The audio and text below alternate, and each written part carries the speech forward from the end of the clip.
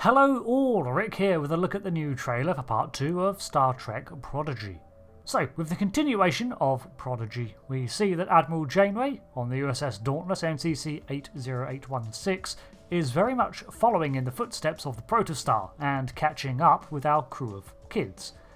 They've seemingly been on the run for weeks now, as narrated by Dahl, and this is set in the year 2384, so I guess the new year has rolled around. 1 year from now, in universe, the synth attack on Mars will occur, causing Starfleet to become more insular, but until then it's business as usual. The uniforms for this era are similar to the lower decks ones, with the fold over the seam, which I like for its simplicity and similarity to previous designs, but this does mean that now we have about 3 or 4 uniforms that are in a circulation at this time. The lower decks style 1, which is used in many workhorse vessels. This version, which admittedly might just be a stylised version of the same thing, the continuation of the Dominion War era ones, seen as late as 83, and the new fleet uniform we saw being introduced in Picard during the flashbacks. Not to mention the new comm badge for almost every series.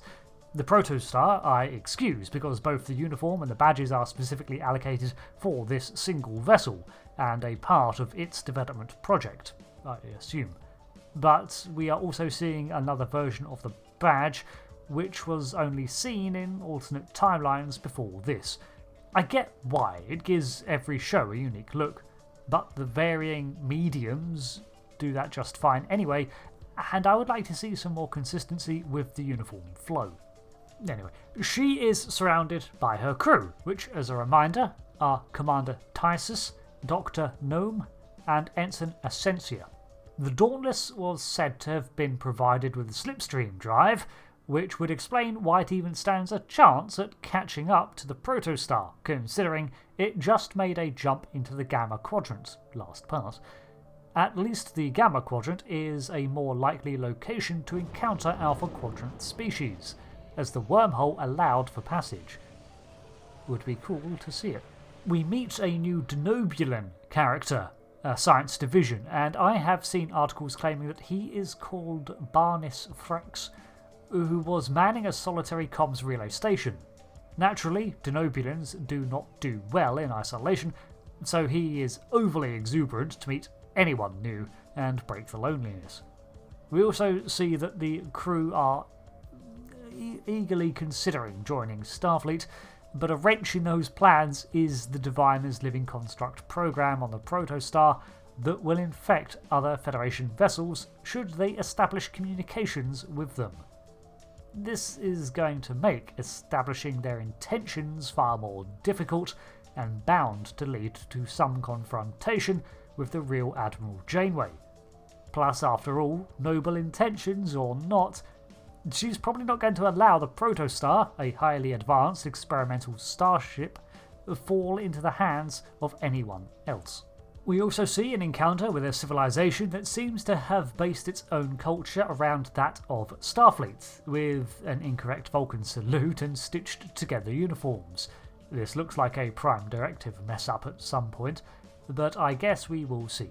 Overall, it looks like a more Starfleet-heavy presence in the latter half of this series, which I'm all for.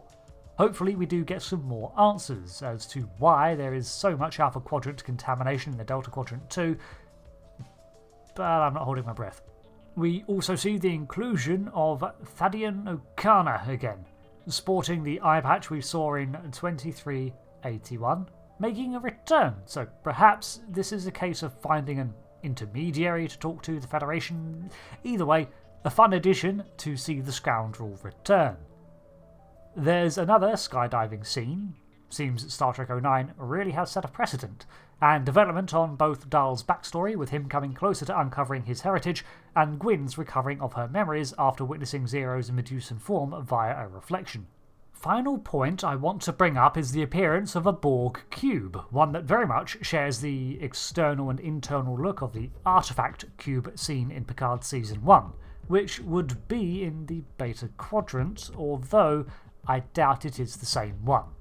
I don't know why Holo Janeway would allow them anywhere near such a thing, but they even board it, and later shots have them firing on the Borg, which naturally have adapted.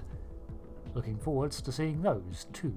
Overall, I still have my lingering questions as to where the protostar comes from in full, where is Captain Chakotay, why so many Alpha Quadrant species, etc.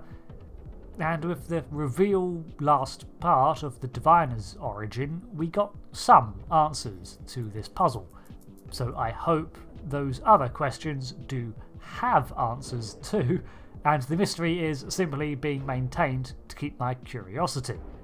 I'm looking forward to more Admiral Janeway and seeing the USS Dauntless, and hopefully more from Dull, who was not a great nor considerate captain earlier on. Here's hoping the growth continues and the series resumes streaming on October 27th. I'll cover lore from the show as and when we get reveals and drops, as well as any other interesting tidbits. So until the next video, thanks for watching, and goodbye.